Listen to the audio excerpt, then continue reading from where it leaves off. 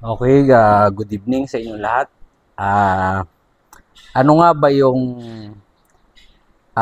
pwede nating maparan ng 1.2 kilowatt na toroidal inverter na merong 120 Ah na battery at 1.2 kilowatt na inverter. So marami kasing nagme-message sa page, tinatanong nila ano ba daw yung pwedeng mapatakbo nito. So, bali dito sa unit na ito, ang kaya lamang patakbuhin nito is yung sa mga pang small setup lang ito na bahay. Kaya lang nitong patakbuhin ang ating mga ilaw, ah, small rep, ganun din ang electric fan, isang unit na computer, ah, at saka washing machine.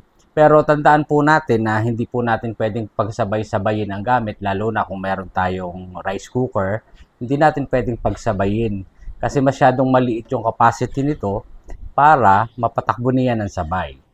So, hindi rin po natin siya pwedeng gamitan ng mga power tools like grinder or drill.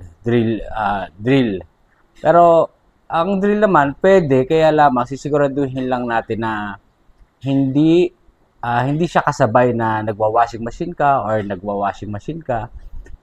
Hindi mo siya pwedeng sabayan kasi nga masyadong maliit yung capacity nito. So, doon sa mga nagtatanong kung kung ano lamang yung kayang patakbuhin nito, sana po ay naliwanagan kayo.